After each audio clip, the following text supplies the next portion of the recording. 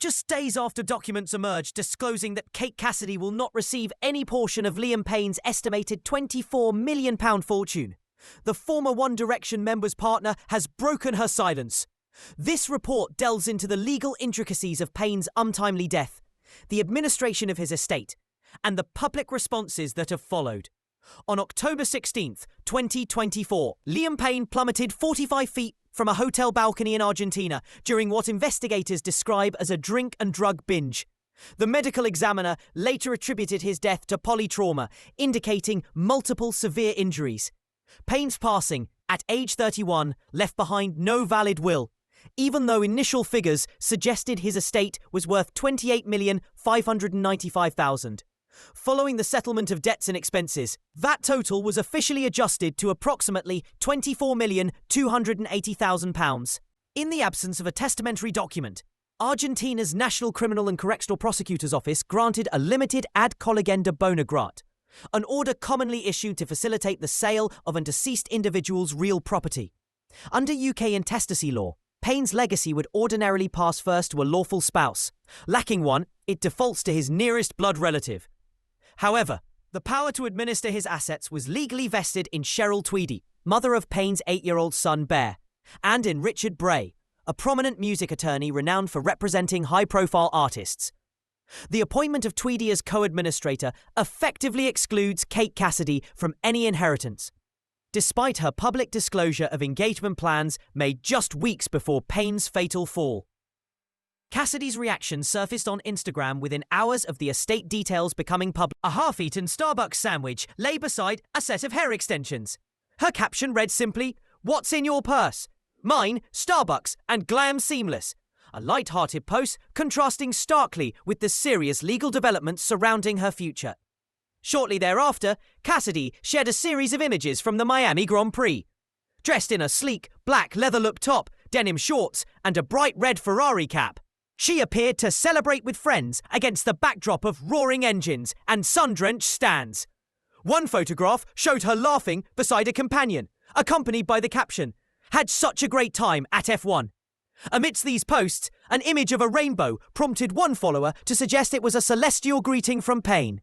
Cassidy's brief reply, "He had to say hello," underscored her ongoing search for comfort in signs she perceives from her late partner. Indeed, Cassidy has publicly chronicled examples of what she believes are messages from Payne's spirit.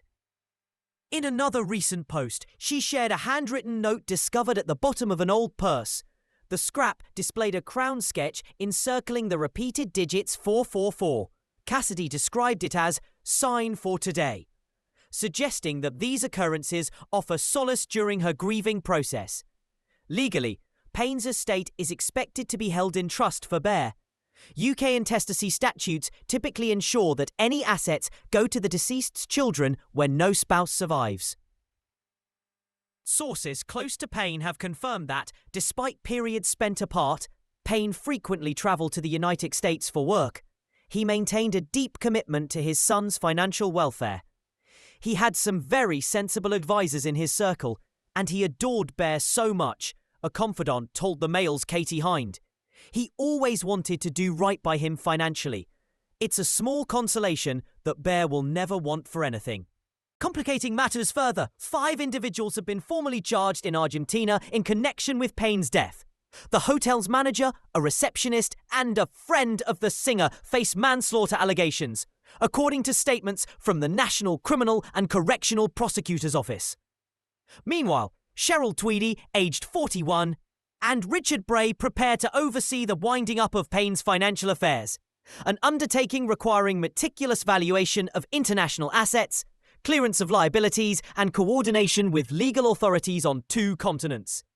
Payne's high-value London area property, his £3.2 million Buckinghamshire residence purchased to be nearer to Bear, entered the market roughly 1 month prior to his demise. Under the ad colligenda bona arrangement, that sale may proceed swiftly, with proceeds directed into the estate's administration. Beyond the family home, Payne's portfolio likely encompasses music royalties from his tenure in One Direction and solo ventures, as well as earned income from endorsements and performances. As a founding member of One Direction, alongside Harry Styles, Zayn Malik, Lewis Tomlinson and Niall Horan, Payne enjoyed global fame after the band's formation on The X Factor. Following the group's 2016 hiatus, each member pursued solo paths. Malik's departure in 2015 led into a successful solo career.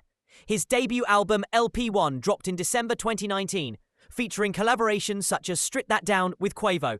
Yet it was Payne's own music and persona that endeared him to fans worldwide, making the management of his estate a matter of keen public interest. In the coming months, the appointed administrators will finalise the estate's composition, selling physical properties, collecting outstanding royalties, paying creditors, and ultimately placing the net assets into a trust. Bear Payne, now the sole beneficiary by law, stands to inherit the full balance, safeguarding his future education and livelihood. For Kate Cassidy, the legal clarity brings both resolution and heartbreak. Her personal plans and public expressions of love remain without the financial component she once anticipated.